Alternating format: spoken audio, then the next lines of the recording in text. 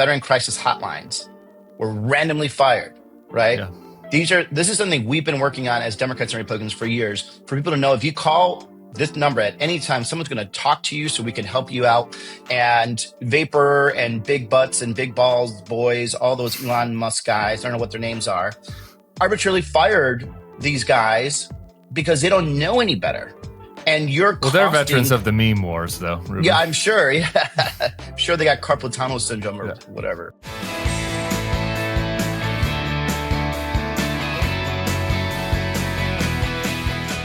Hello and welcome to the Bulwark Podcast. I'm your host, Tim Miller. We've got a double dose today. Up in segment 2, it's my girl, Zerlina Maxwell. But first, he's a U.S. Senator representing Arizona.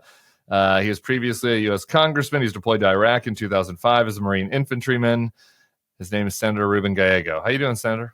Hey, good morning. Good to see you. We were talking a bit in the green room about my friend Kari Lake, and you defeated her in the election in 2024. Yeah. Bad news for the Voice of America. Maybe good news for the Senate. But I wanted to ask you about your point about solidly, because there were several Democrats that won in states where Trump won. But like, if you look at the data, it was mostly because those people that voted for Trump and then went home. They're Trump-only voters. Yep. Your state was the one example that was different. You had about 100,000 more votes than Kamala Harris. And so I do think that your case is kind of an interesting one to study. So I'm wondering if you've reflected on that, if you have any theories of the case. Was it something about you, something about Kari, something about Arizona? Yeah, I mean, it was a combination of a lot of things. Like, look, we ran a very retail-oriented campaign to begin with. Like, we literally were going to baseball games, putting together boxing watch parties, rodeos, reaching out to Latino men, talking, to everyone, talking to Republicans, going to rural Arizona. I also think we actually were talking about Arizona and the politics of Arizona, about what was happening there in a realistic manner. We were talking about the cost of everything going up and how we need to fix that, and that is a problem. And I think that was something that a lot of Arizonans appreciated, because I think they were hearing from some campaigns like, no, things are good. I'm like, no, they're not. But we were also very serious about the border. And we talked about the border in a very serious Arizona way, right? Where we want more border patrol. We want, bad people to get deported. We want immigration reform. We want to protect dreamers. And we want trade to keep continuing, because that's really important to our business in Arizona, versus someone like Kari Lake, who just talked about the border, what like an East Coast Republican conservative thinks the border is in Arizona, right? She would say the cartels own the border, the Arizona border. Now, I'm sure on the Mexican side, that does happen, but you're telling people, police chiefs in Nogales, in San Luis, U.S. citizens, that they're essentially controlled by cartels when they're trying to bring in business or trying to start their families, everything else like that. And then she would go to the border wall as if it was like the Great Wall in Jerusalem, and she put her hands up on the border wall while wearing a pistol, while packing a pistol, and put this on a commercial. Like, in Arizona, we literally send our teenage kids to Mexico for spring break. Right. We cross that border every day. So when people started seeing Kari Lake talking about the border while she was wearing, a weapon on her hip, no one could understand what she was trying to do. It didn't really match reality. And at the end of the day, that's why, if you look at the exit polling, more people trusted me on the border than they trusted Kari Lake. And that didn't happen anywhere else in the country when it comes to Democrats running for Senate. That's interesting. The immigration politics of this, there's a buzzy article in the New York Times by David Leonhardt this week, where all of the all the coastal libs are like, whoa, this is interesting. Like, they're just learning about something you've been working on. And he wrote about Denmark and Mette Frederiksen, who's kind of is a center left, but pretty left, really. It should be left for America, but center left for Europe, leader in Denmark, and how the key difference between Denmark and these other countries in Europe is that they have taken the immigration challenge very seriously and reduced immigration levels. So I'm wondering what your kind of thoughts are, if there are any lessons from you and from her. There are some lessons. I mean, we're not exactly analogous to Denmark. Our immigration is different. Our assimilation's different. There's a lot of things here, but the fact that Democrats didn't take the border serious for, enough in the eyes of voters, is deteriorated our ability to talk to working class people and work for working class people. We are now out of power. And, the fact that we hesitated shutting down the border as much as possible when we had hundreds of thousands of people coming to seek asylum. And, when you talk to Democrats, and it's unfortunate, and some, not all Democrats, because most Democrats actually have a very normal position on the border. It's actually our kind of thought leaders and liberal groups that actually are out of the norm with Democrats. Most Democrats, normal Democrats, especially Latino Democrats, would tell you, I want legal immigration. I want dreamers to be U.S. citizens. I want people that have been here forever that haven't committed a crime to have an opportunity to become U.S. citizens. I don't want to see 100,000 people showing up at the border and demanding asylum. Yeah.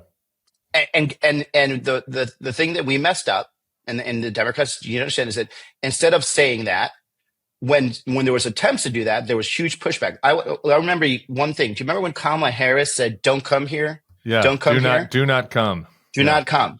She got blasted by liberal groups for that. And that was the actual right attitude to have. Yeah. And so because of that, what did we end up doing? We ended up losing. The Republicans have a trifecta. They're about to cut Medicaid.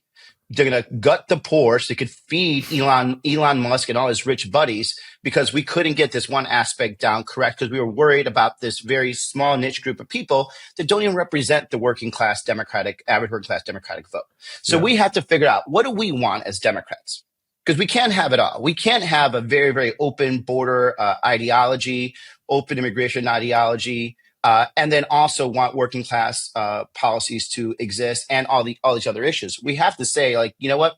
We're going to be hard when it comes to certain border crossings. We don't want to see 100,000 people coming to the border. We don't think it's fair that they're abusing the asylum system. We do want immigration reform. And guess what? We also want higher standard of living for Americans. We want, a living wage for Americans. We want to make sure Medicaid is safe. We want to make sure, we actually have an opportunity to live and retire and truly, live the American dream. But we can't have it all, because it just doesn't work. That voter does not exist. I want to get back to the budget and the Elon stuff, but just one more thing on this immigration. How do you navigate this now? Okay, so that's all looking back, and now you're going forward. Trump's going to do some stuff that probably out of step for me and you on policy on immigration. But where do you go after the sanctuary city stuff? Is probably going to be pretty popular. On the other hand, we're sending Christian refugees from Iran to camps in Panama. That doesn't, we're raiding Puerto Rican restaurants. How do you fight this fight now? Because the way you fight it is you say, and you talk about it, you don't want to replace chaos on the border with chaos in our streets. And that's what Trump is doing right now. He's grabbing people, that supposedly we started with violent criminals, and now because they're hard to find, and the numbers they were talking about are over exaggerated. Now they're just trying to find anybody, and you're creating chaos to the whole thing, and it's inhumane. So why did you when it comes to sanctuary cities, it's sanctuary cities. Look, I'll be honest, sanctuary cities are dumb. It's a dumb idea. It's a dumb concept, right?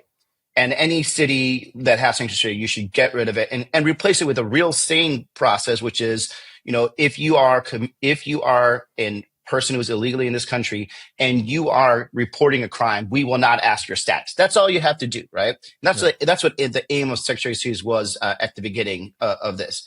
But also, the Republican position saying we're going to gut and take away federal funds of sanctuary cities is also dumb, because you're essentially punishing U.S. citizens for policy decisions, and you're letting the government, big government, decide what is a sanctuary city. It's not like some cities have this label they just stamp, right? So Donald Trump and his cronies and likely Elon Musk are going to decide what is a sanctuary city, so they could go and they could take out those federal funds from those cities, and guess where that money's going to end up going? Right back to Elon Musk and his cronies, so they could have more and more money. Yeah, so that takes us to the budget. So the House Republicans passed last night a non-binding budget outline, essentially by one vote. The outline would slash Medicaid, balloon the debt, would reduce taxes for billionaires and corporations. Americans get fucked. There's let's be clear. Yeah, so I guess it's only going to get tougher for them from here. But how do you think the Democrats on the Hill should be kind of responding to them as they try to muddle through Well, this? I know what I'm going to do. I'm going to do state Medicaid town halls throughout Arizona, especially in rural Arizona. Yeah. Because 30% of Arizonans are on Medicaid. Yeah. If Medicaid expansion goes away, the rural hospitals will shut down first. As a matter of fact, they most likely will shut down because the urban hospitals will find ways to save, to bring money in, whatever it is. Rural Arizona will be screwed the most. If you have an emergency, you're going to have to get kiloed to a trauma center. And I know this because when I originally wrote the Medicaid expansion law in Arizona back in 2013, the reason we were able to get Republicans to vote for it in Arizona is because rural hospitals were about to shut down, and the nearest hospitals for some places were going to be either 3-hour drives or 45-minute flights. And so what we need to do is bring this DC Medicaid conversation, and we need to bring it home, and we need to remind people what this means. Like, they're not going after Medicaid because there's waste, fraud, and abuse. They're going after Medicaid because it's the largest amount of money that they could get. That's not Medicare so far, but doesn't mean they won't go after Medicare. And it's not military spending, but it's attacking poor people so Elon Musk and his buddies can have their tax cuts. Like, that's what it is. It's straight up a wealth transfer from the poorest of Americans to the richest of Americans who don't need it. But they're going to cover it up because they know they have so much shame about what they're doing. And again, this will cause problems. This will have hospitals closing down. This is doctors leaving rural communities. These are people dying because you just don't have any kind of insurance. And we're all doing it because, again, somehow the ultra rich need another tax cut, I guess. Yeah. What okay, I hear you on getting out of DC, but one DC process question: should you guys even entertain negotiations with these guys on the budget as long as Elon is illegally ransacking the government? I guess I don't even understand what the rationale would be for you guys to negotiate with them. Well, first of all, we shouldn't be negotiating yet because this is the Republicans' responsibility to keep the government open. Right. When they can't keep the government open, then they could come talk to us. But right now, hey, they just passed a budget resolution on their own. They just passed a budget resolution in the Senate. Clearly, they can pass stuff. So it's on them to keep government open. Once they fail, then we could then come talk to us. But in the meantime, this is on that. This is entirely on that. This is their government. They own it. They break it. When they want to talk, then we'll talk. But it's not my responsibility. It's not the Democrats' responsibility. It's a Republican responsibility to keep the government open. You may need to talk to a couple of your colleagues about that, but we're aligned. The veterans, you're a veteran. I want to talk about the treatment of veterans. Nearly 6,000 have been fired across the federal government during this Doge purge. We have had some 22-year-old Berkeley dropout tech vapors who have gotten jobs. So it's not like we've totally fired everybody. A couple of people have gotten jobs. 6,000 veterans have lost jobs. We got Andrew Lennox as one example news that I just saw today. Marine, yeah, right. He's working at the Department of Veterans Affairs, 10-year Marine, infantryman, lost his job. Wondering what your take is on all this. Well, my take is actually more personal. Like my friends that I serve in the war with, some Trump supporters actually, are losing jobs, are threatened to lose jobs, are having to write reports. What they did last week, 5 things for their job. I guess whatever that stupid Elon Musk thing was. TPS report. TPS report, the facts cover. But the other thing though is that it's not just that. This is the most anti-veteran administration that this country has ever seen, right? Wow. 30% of the federal workforce are veterans. And so when you're arbitrarily cutting people, you're cutting veterans. And there's nothing more important, especially to returning veterans, to avoid severe cases of PTSD, to avoid homelessness, it's to get a job. If you get a job right away, the likelihood of you ending up in the streets are very, very slim. And then, one of the things I saw when I got back from the war, I was an infantryman too. My guys and I saw, unfortunately, way too much combat. Those of us that were able to get jobs right away adjusted better. We still have PTSD, a lot of us, and you could have a job, just because I know there's a lot of stigma out there. You could have a job, you could be a really well-adjusted person, you could have a great career and still have PTSD. But again, it always helps to at least start somewhere. Now, what else are we seeing? Veteran crisis hotlines were randomly fired, right? Yeah. This is something we've been working on as Democrats and Republicans for years, for people to know if you call this number at any time, someone's going to talk to you so we can help you out. And Vapor and Big Butts and Big Balls boys, all those Elon Musk guys, I don't know what their names are, arbitrarily fired these guys because they don't know any better. And they're veterans of the meme wars, though. Ruben. Yeah, I'm sure. Yeah, sure they got carpal tunnel syndrome or whatever. But like, because they know nothing, because they're little boys and they think they know everything because they worked in Silicon Valley.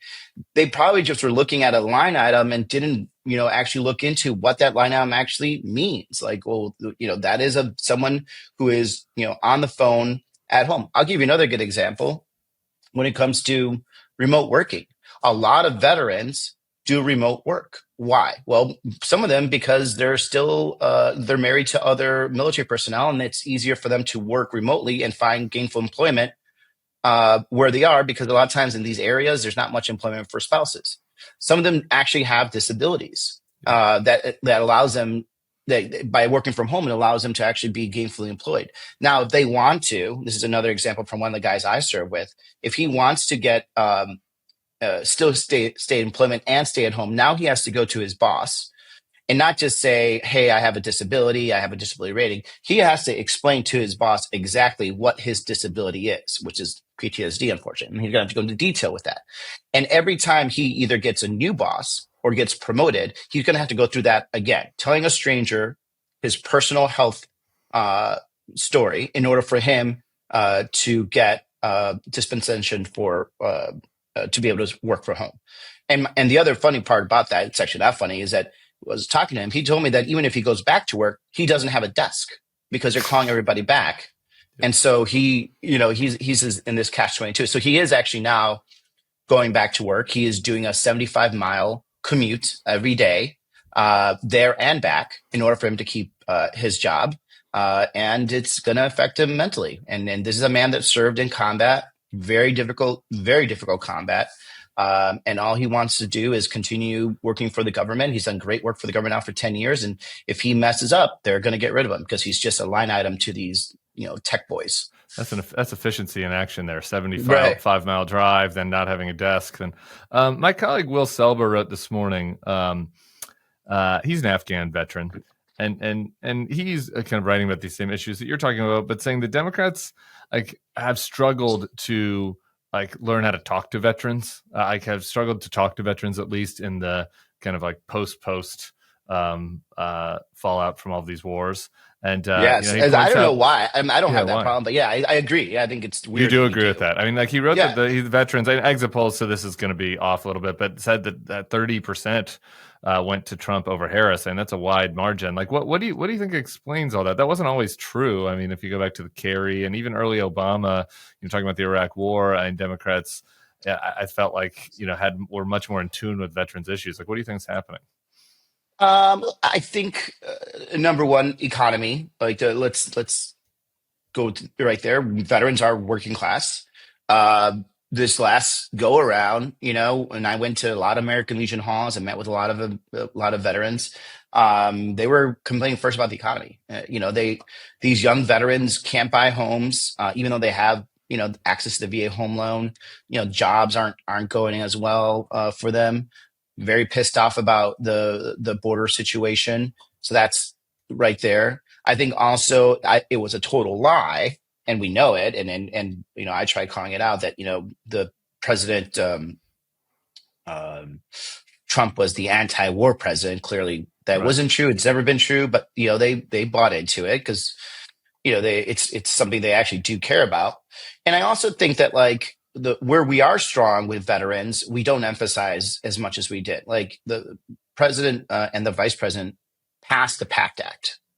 Right. Yeah. That was huge. For someone like me, I lived next to a burn pit for 1 month, and some of my guys have already died due to burn pit disease. Yeah, it's awful. But if it wasn't for Democrats, that doesn't pass. And remember, the burn pill legislation had been around for a long time. It wasn't until we finally got the trifecta that we overrode the Republicans and passed it. And I think the one thing that the Biden Harris team did not do is just really, really talk about that in like all the time, right? The fact that we just like don't own our big wins really, really matters. And that would have been a big one. Yeah, that takes me to kind of the other thing I want to talk about. There's some frustration out there, I think, among Democratic grassroots, anti-Trump folks in our camp, the anti-Trump coalition broadly. Like the Democrats in this first 5 weeks have like not been turning up the temperature as high as they can on Trump while out of power. I'm wondering what you think about that. Like, it does feel like there's some communication, because I think both proactive communication, like you're talking about the PACT Act, but also challenging these guys and drawing attention and not like ceding the battlefield to them on what they're doing. What do you think about that? What could you guys be doing different? Well, I think first of all, you got to before you get into the battlefield, you got to prepare the battlefield. And I think a lot of groups on the left, on the liberal groups, or just in base Democrats, like go in and fight them. Okay. Great. The problem is, like, for the first 5 weeks, the American public was not there. Sure. So you're going to go fight and you're going to have 30% of the people behind you, right? Number two, what are you fighting, right? So what we need to do is be fighting for people to understand that nothing is changing. Actually, things are getting worse. So instead of us talking about USAID, we should be talking about the fact that this president's causing chaos and egg prices are going up. This president is causing chaos and the cost of housing has not gone down. Everything that he is doing is going to, increase the cost of care, healthcare, gut Medicaid to give Elon Musk and his rich crony friends money, right? That's the message that actually wins. I think a lot of our friends and allies, and I get it. I mean, I respect them and I feel like, for them because, their heart is in the right place. I think they want us to be fighting Trump, but if you don't have the public with you, you're not going to be there. Polling shows right now, by the way, the thing that people are most unhappy about Donald Trump is Elon. Number one is that they don't believe he's doing enough to bring down the cost of living, right? Number two is Elon. Number two, people are more upset about Elon than Donald Trump. Yeah. And so if you could actually communicate that, bring it home, and bring everything home, then that's how you actually have more success. Because when we first got here, when we first got in, the American public, including Democrats, by the way, if you poll them, said that we want to give an opportunity to work with Donald Trump. If we had just come in and guns a-blazing, I think we would actually have turned off a lot of potential voters. Yeah, and now I think people are seeing the consequences of Donald Trump. And I think also now that we're getting closer and closer to them seeing the real chaos that's going to come with the CR and with reconciliation, this is when we have to start turning up the heat. Like, for example, I already said this, I'm having, Save Medicaid town halls in Arizona. This is the timing for it. What about my theory that you got to play a little bit more on Trump's turf? I hear you. You should talk about the economy. You should talk about Medicaid. You should talk about eggs. But like Elon, the shadow president has multiple baby mamas tweeting about how he's a deadbeat dad right now while he's firing veterans and also forcing the government to pay for armored electric vehicles that nobody wants. Like that, like, I don't know, man. If that was happening on the other side, I think Trump would be talking about it. What I mean? Like, but Trump and them have a better media ecosystem than we do. But we should be talking about Donald Trump allowing Elon Musk to like illegally procure vehicles. Yeah, right. So like that's money that they're taking illegally. They went back and illegally changed a line item contract from $400,000 was signed under Biden, made it $400 million, and then backdated it to make it look like it was Biden. I mean, in any other administration, people are going to jail. But more importantly, we have to remind people that this is Elon Musk using government to enrich themselves while he is gutting Medicaid, while the cost of eggs are up. And listen, I don't think anyone gives a care about baby mamas. unless the baby mamas are helping bring down the cost. So like, let's get the focus. Like, it's just not going to happen. You don't have to talk about them. I might talk about them. Yeah. There's a broad internet By the way, out there. Like, we have so many ways to do this. Like, not everyone has to be on the same page. Like, yes, like for some of our allies, yeah.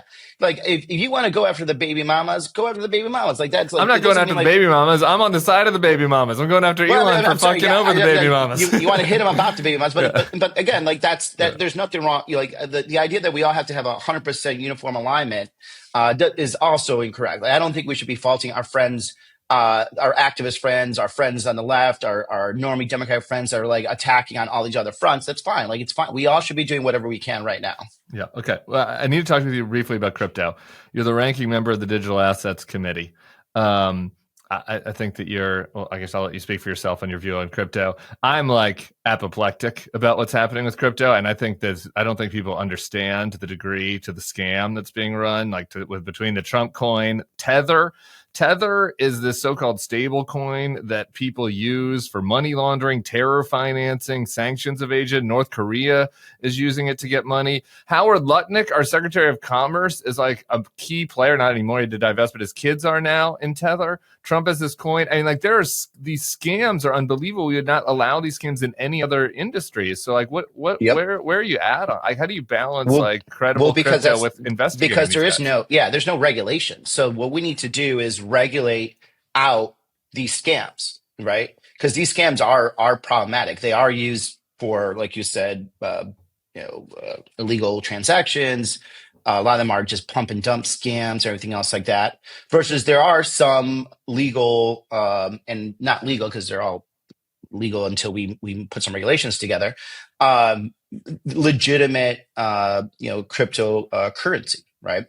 And we need to kind of set down the rules of the road so that way it's not abused. You're only bringing in and validating really the real crypto assets versus allowing anybody to put up a meme coin and then selling it and people being taken, right? Yeah. And so but how are they going to regulate this when the Fox is in charge of the henhouse here? I mean, Trump is running one of the biggest scams out there, and like now he's because there is no regulation. Yeah, that's the problem. Look, you have to regulate it like you would regulate anything else you sell and trade, right? Yeah. And you have to make sure that the people that are doing it, number one, aren't going to be able again to take advantage of consumers. That it will still allow companies to innovate. Tether's not even based in the United States, for example. So we want to be able to bring this back, regulate it, make it transparent, and that way we're basically pushing out the bad scams and only regulating what we have here that is what we consider more legitimate and more transparent. Much like anything else, like how we regulate banks, right? You can't just start a bank and start taking money in the United States without going through certain regulations. It's the same thing we should be doing with this type of crypto assets, setting down the rules of the road so it's transparent. So when there are abuses, we actually have a way to actually go after the abusers and recover the money of the people that have been scammed. All right. Finally, we're going to close. Dems are struggling with bros. A lot of talk about this. So as Dems come on, I have a bro talk segment. I want to see how you guys can handle it. So we have a quiz for you. Senator Ruben Gallego, how bro are you? Can you name one MMA fighter? I'm a boxing guy. Okay, name me some boxers. MMA fighters. Henry Cejudo from Arizona. Boxers. The current one I'm really into, David Benavidez, and he should eventually go against Canelo for the championship fight. But David is. It was just actually his match last week. And then, did you ever do any gambling on boxing? Is boxing gambling legal in Arizona? I don't know, but I'm sure in Vegas it is. But I play blackjack. I don't do other types of. I don't do sports. Do you hit on 16? No. Do I hit? Well, it depends what the dealer is showing. Okay, so sometimes. If he's got a bus card, no. Right. All right. That's good. So, all right, we have a blackjack strategy. We can name an MMA fighter. Is that a blackjack strategy? Do you know it? Do you know what Zyn is? I do know what Zyn is. Okay. Yeah. What is Zyn? Zyn is a nicotine pouch, basically dip is what we used to call in the Marine Corps. Do you think that bros that want to have coffee flavored Zyn, do you think they should be allowed to, or do you think that the government should regulate that? I mean, like, we should regulate how we regulate, like, spit tobacco. But other than that, no, I don't think we should be like banning people from having Zen. All right. Finally, I just pulled up the Nelk Boys Twitter feed. Here's their most recent tweet. Aiden Ross goes in on Kendrick versus Drake beef and reveals his relationship with Barron Trump. Barron misspelled. Can you translate that sentence? Do you know what happened in this? Aiden Ross goes in on Kendrick versus Drake. I don't know who Aiden Ross is, but I mean the Kendrick and Drake drama is awesome, by the way. And so his put down at the Super Bowl is probably the ultimate diss in the history of this country. I'm on team Kendrick, definitely. Yes, you have to be. Barron Trump, I'm assuming, took a side or probably tried to flip a freaking meme coin on it. But if it's Barron Trump, I'm assuming he actually probably took Drake's side, which would be disgusting because I think Drake is the loser in this whole thing, and he is definitely not like us. Senator Ruben Gallego, a wonderful way to end. Please come back to the podcast. Thank you for joining, and we'll be seeing you soon. Gracias. Bye.